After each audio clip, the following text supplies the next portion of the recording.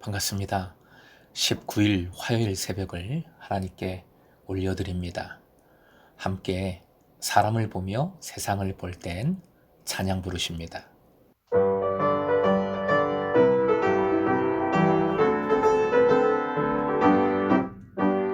사람을 보며 세상을 볼 땐 만족함이 없어졌네. 나의 하나님 그분을 뵐 땐 나는 만족하였네. 저기 빛나는 세상을 보라, 또 저기 서 있는 산을 보아라. 천지 지으신 우리 여호와 나를 사랑하시니 나의 하나님 한 분만으로 나는 만족하였네. 동남풍아 불어라, 서북풍아 불어라. 가시밭에 백합화 예수 향기 날리니 할렐루야 아멘. 가시밭에 백합화 예수 향기 날리니 할렐루야 아멘. 오늘 말씀은 창세기 36장 20절에서 30절까지입니다. 함께 읽겠습니다. 그 땅의 주민 호리 족속 세일의 자손은 로단과 소발과 시브온과 아나와 디손과 에셀과 디산이니 이들은 에돔 땅에 있는 세일의 자손 중 호리 족속의 족장들이요. 로단의 자녀는 호리와 헤맘과 로단의 누이 딥나요. 소발의 자녀는 아랑과 마나핫과 에발과 스보와 오남이요. 시브온의 자녀는 아야와 아나며 이 아나는 그 아버지 시브온의 나귀를 칠 때에 광야에서 온천을 발견하였고, 아나의 자녀는 디손과 오홀리바바니 오홀리바바는 아나의 딸이며, 디손의 자녀는 햄단과 에스반과 이드란과 그란이요. 에셀의 자녀는 빌한과 사완과 아간이요. 디산의 자녀는 우수와 아란이니 호리 족속의 족장들은 곧 로단 족장, 소발 족장, 시브온 족장, 아나 족장, 디손 족장, 에셀 족장, 디산 족장이라. 이들은 그들의 족속들에 따라 세일 땅에 있는 호리 족속의 족장들이었더라. 오늘의 기도 제목, 선교적 양보로 다른 이들을 다르게 품을 때 예수께로 돌아오는 은혜를 주소서. 선교적 양보로 다른 이들을 다르게 품을 때 예수께로 돌아오는 은혜를 주소서.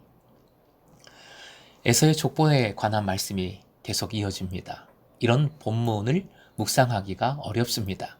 성경학자가 아닌 이상 열거된 이름들이 별 의미가 없지요. 온천을 발견했다는 것만 좀 눈길을 끄는데 이건 또 무슨 의미인가 싶습니다. 그렇기에 본문과 같은 내용의 말씀은 먼저 숲을 봐야 합니다. 36장 전체에 이어지는 족보는 숲을 보는 안목으로 볼 때 양면성을 갖습니다. 하나님께서 허락하신 풍성함이 어떠한가를 보여주지만 동시에 방향과 목적 그리고 관계가 다 잘못되었음도 보여줍니다. 아브라함의 자손을 풍성케 하시겠다는 약속을 에서에게까지 이렇게 철저히 이루시는 하나님이시기에 이 풍성함을 족보를 통해 우리가 확인할 수 있습니다. 그런 하나님이시기에 우리에게는 얼마나 신실한 하나님이신가, 얼마나 더 큰 풍성함을 주실 것인가를 이런 숲을 볼 때, 숲의 방식으로 말씀을 볼 때 깨닫게 됩니다. 또한 주님의 약속을 벗어난 세상 풍성함의 허상도 숲을 볼 때 깨닫게 되는 것이지요.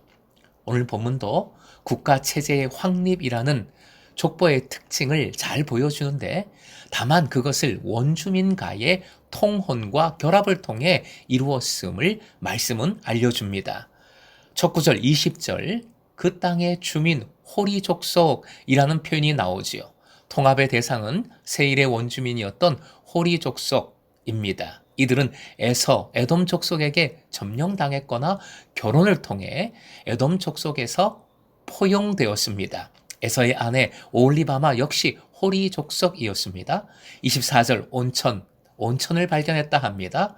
이는 20절의 족장 아나와 구별하기 위한 언급이지만 온천은 당시도 그렇고 지금도 유명하니까 적었겠지요. 에서는 약속의 땅을 벗어나 세일로 갔고 호리 족속과 연합하여 나라를 더욱 공고히 했습니다.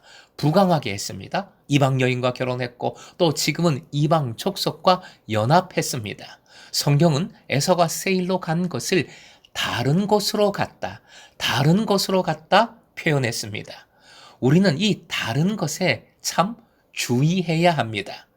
다름의 첫 번째 의미는 긍정적인, 매우 긍정적인 의미이지요. 지난주 행자반의 주제가 은사였습니다.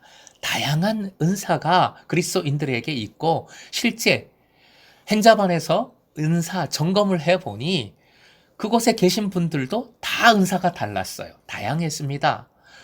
고린도전서 12장 8절부터 9절 화면 보시고 함께 읽겠습니다. 어떤 사람에게는 성령으로 말미암아 지혜의 말씀을, 어떤 사람에게는 같은 성령을 따라 지식의 말씀을, 다른 사람에게는 같은 성령으로 믿음을, 어떤 사람, 다른 사람 다 다름을 의미하지요. 다르다는 말이 반복되고 있습니다. 이때의 다름은 좋은 거지요.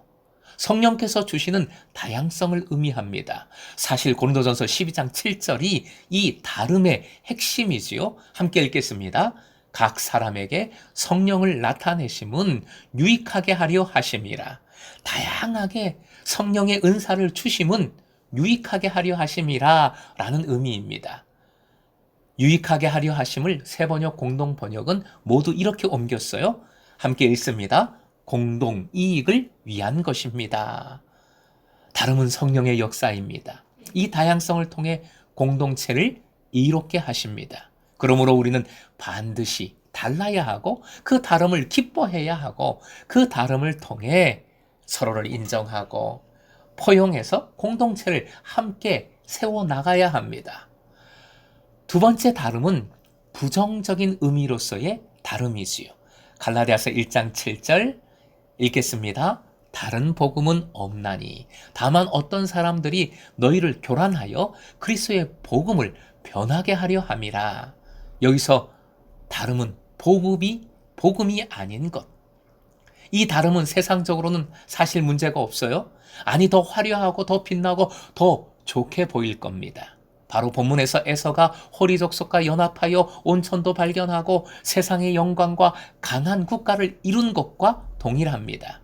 바울 사도를 통한 주님의 일갈이 있습니다. 고린도후서 11장 4절 말씀요. 함께 읽겠습니다. 만일 누가 가서 우리에게 전파하지 아니한 다른 예수를 전파하거나 혹은 너희가 받지 아니한 다른 영을 받게 하거나 혹은 너희가 받지 아니한 다른 복음을 받게 할 때에는 너희가 잘 용납하는구나. 당시 초대 공동체가 다른 복음을 용납했다는 거예요. 이 다름의 기준은 하나님이십니다. 복음입니다. 말씀입니다. 오직 예수 그리스도이십니다. 사실 이 말씀을 바꾸면 예수 그리스도 온전히 붙들 수 있다면, 복음을 온전히 붙들 수 있다면 다른 것은 다 달라도 괜찮은 거예요. 이 다름에 대한 우리의 태도는 복음, 전도, 선교와 직결됩니다. 선교적 공동체라고 우리가 요즘 표현을 많이 하지요. 선교적 공동체란 이 다름을 선교적 결단으로 포용하는 공동체입니다. 금성은 재미지 공동체이며 선교적 공동체를 지향합니다. 청장년 미래 세대는 공동체를 이끄는 장년층과 많이 달라요. 완전 다릅니다. 달라도 너무 달라요. 이 다름을 알고 파악하고 인정해야 합니다. 청소년 복음화율은 이제 몇 해 전 이미 4%였는데 요즘은 아예 1% 이하로 내려가고 있습니다. 100명 길을 쓰고 전도해도 한 명이 올까 말까 하다는 것이지요. 그러니 미래 세대는 이제 선교지입니다. 선교적 대상입니다. 청장년과 미래 세대를 위한 선교적 결단이 필요할 때입니다. 다름을 인정하면 전통적인 방법이 아니라 다른 방법, 즉 선교적 결단을 내릴 수 있습니다. 청장년들이 다른 곳으로 가게 할 수는 없지요. 나으르들이 새 일과 세상과 연합하여 살게 할 수는 없습니다. 세상 영광을 쫓게만 할 수 없습니다. 다른 이들이 다른 복음으로 가지 않게 하기 위한 다른 결단이 요구됩니다. 정책당회에서는 선교적 양보라는 용어가 나왔어요. 선교적 양보. 작금에 정말 의미가 큰 표현이라는 생각을 합니다. 예수 그리스도와 복음을 붙들고 나으르들이 청장년 가정이 주님 품으로 올 수 있게 하기 위해서는 모든 것을 바꾸고 모든 것을 양보할 수 있지 않겠습니까? 이제 정말 속히 그래야 합니다. 그래야 작년과는 너무 다른 나으르들이지만 그 다름을 통해 오히려 주님 앞으로 복음 앞으로 나올 줄 믿습니다. 새벽 이슬 같은 청년들이 예수 앞으로 나오게 될 줄 믿습니다. 청장년들이 공동체 허리 역할을 할 수 있게 될 줄로 믿습니다. 앞으로 이루어질 새로운 결단, 선교적 결단에 공동체의 모든 지체들이 꼭 함께 결단하고 동참해 주시길 주님의 이름으로 강권합니다. 사랑하는 금성의 제자 여러분, 다름을 기억하십시다. 다양함은 포용하십시다. 권장하십시다.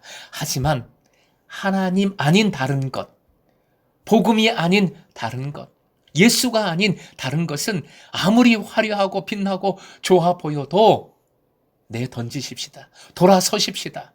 오직 예수께로만 향하십시다. 그것이 복입니다. 성공입니다.